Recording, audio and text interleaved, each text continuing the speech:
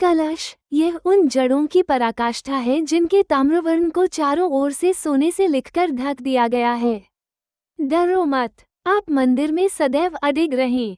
कंचन माई के रूप में आपकी प्रतिष्ठा अब स्थापित हो चुकी है और इसलिए आपका तांबापन चला गया है। इस तरह से यह है, जो लोग आंतरिक सिद्धांतों पर विचार करना पसंद करते हैं वे बाह्य रूप से बुद्धिमान नहीं होते, वे केवल बाहरी चीजों को देखते हैं। इसका मतलब है कि लोग आपकी अहमियत जानते हैं। तब तुम्हारी पोल खुल जाएगी। डरो मत कि तुम्हारी पोल खुल जाएगी। यश रत्नों से बेहतर है और स्वर्ण का जीवन सोने से भी बेहतर है। जिस शिखर ने मंदिर का शिखर और स्थान प्राप्त कर लिया है, उसने वह प्रसिद्धि और वह जीवन खो दिया है। अब उसके पास स्वयं को हीन समझने का कोई कारण नहीं है। एक छोटा सा व्यक्ति भी जीवन में महान ऊंचाइयों तक पहुंच सकता है यदि वो महान कार्यों के लिए प्रेरणा बन जाए। इसके बाद उसके पास स्वयं को छोटा समझने या जो कुछ उसे प्राप्त होता है उससे नाखुश होने का कोई कारण नहीं रहता। ये देखने का कोई कारण नहीं है कि जो मकड़ी भगवान के कार्य में पूजा की वस्तु बन गई है वो सोना है या नहीं। जीवन की महिमा गाने वाले राम स्वर्णिम जीवन के ऋषि वाल्मीकि बन गए और राम जीवन मंदिर का ऊंचा शिखर की तरह सोने से सुसज्जित था। उनका नाम इतिहास में अमर हो गया। उनकी प्रसिद्धि ने कई स्वर्ण मुकुटों को फीका कर दिया। उनकी वाणी में वेदों की महिमा और कोयल की मधुरता बनी रही। अपने पिछले जीवन में आपने भावनाओं को प्राथमिकता दी थी। भावनाओं से भरा जीवन मतलब भारतीय जीवन। भावनाएं बदलती हैं, जीवन की दिशा बदलती है। पत्थर पर सिंदूर लगाने से अनुभूति बदल जाती है, वो पत्थर न होकर हनुमान बन जाता है।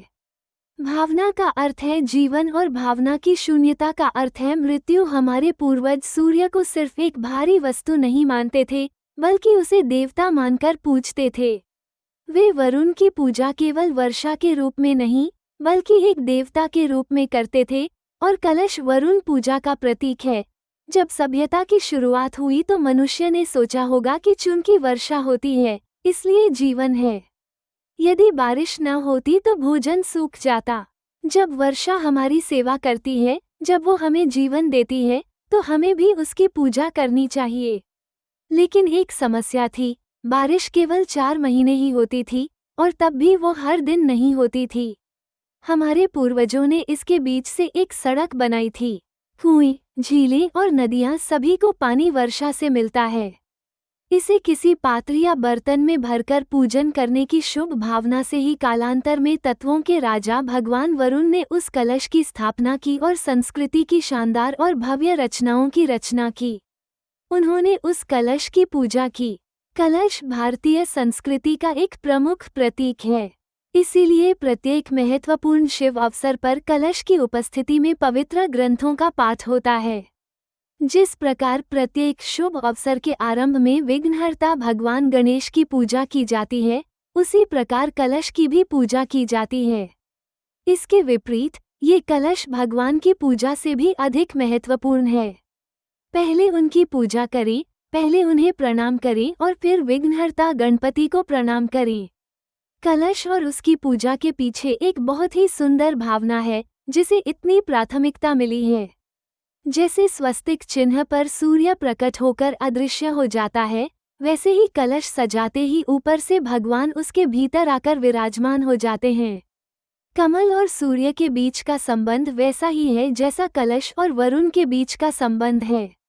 दरअसल सादा पानी एक जग में भरा जाता है, एक घड़े में भरा जाता है। लेकिन कलश स्थापना और उसकी पूजा के बाद जल साधारण न रहकर दिव्य और जादुई हो जाता है। हे भगवान, ऊपर से मैं आपको नमस्कार कर रहा हूँ। बलि देने वाला आपसे विनती कर रहा है, हम पर क्रोधित न हो, हमारा जीवन छोटा न करें।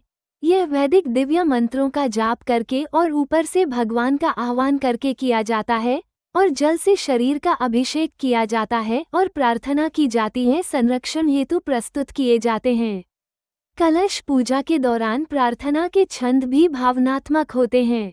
इस प्रार्थना में कलश न रहकर अपने भीतर ब्रह्मांड की विशालता को ग्रहण कर लेता है। हमारे ऋषियों ने सभी देवताओं, वेदों, महासागरों, नदियों, गायत्री, सावित्री आदि को एक छोटे से जल के कटोरे में रखकर सभी को शांति और सद्भाव की भावना के साथ एक सामंजस्यपूर्ण इकाई में एकत्रित किया।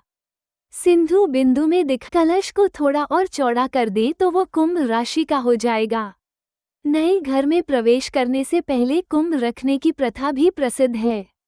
इसके पीछे ये शुभ कामना छिपी है कि घर जल से भरे कुंभ मेले की तरह जीवंत और समृद्ध बना रहे। इसे कलश या कुंभ और श्रीफल पर रखने से इसकी सुंदरता बढ़ जाती है। हम अक्सर देखते हैं कि किसी महान व्यक्ति के आगमन पर कुंवारी लड़कियां अपने सिर पर फूलों से भरा कलश लेकर खड़ी होती हैं। यह आतिथ्य का एक अनोखा रूप है। गुजरात में नवरात्रि के अवसर पर किया जाने वाला गरबा कलश या कुंभ का एक रूप है, लेकिन ये सुंदर होने के बजाय चमकीला है। वास्तुशास्त्र में कलश का बहुत महत्व है। जब आप मंदिर में आएंगे तो वहाँ कलश जरूर मिलेगा। कलश अंतिम शिखर है जो पूर्णता का प्रतीक है। भगवान के दर्शन के बाद यदि कलश के दर्शन न किए जाएं तो दर्शन अधूरे रह जाते हैं। ज्ञानेश्वर ने गीता को मंदिर तथा अंतिम अध्याय को कलशाध्याय कहा है। कलश मानवता का प्रतीक है। शरीर पवित्र है, सुंदर है और दृश्यमान है, लेकिन किस हद तक? जब तक भोजन जल है और जीवन अग्नि है। शरीर आत्मा मूर्ति का मंदिर है, अधर्मी अशिष्ट। जिस प्रकार कलश में भरा जल विशाल तारामंडल का एक भाग है, उसी प्रकार शरीर रूपी कलश में निवास करने वाली आत्मा विशाल चेतना का एक भाग है। भगवान ने गीता में कहा है, ममेवशो जीवलोके जीवभूत सनातन। संत तुलसीदास ने कहा है कि यदि शरीर रूपी समूह में रहने वाला ये जल रूपी आत्मा समूह टूट जाए तो जल का विशाल पिंड निकल आएगा।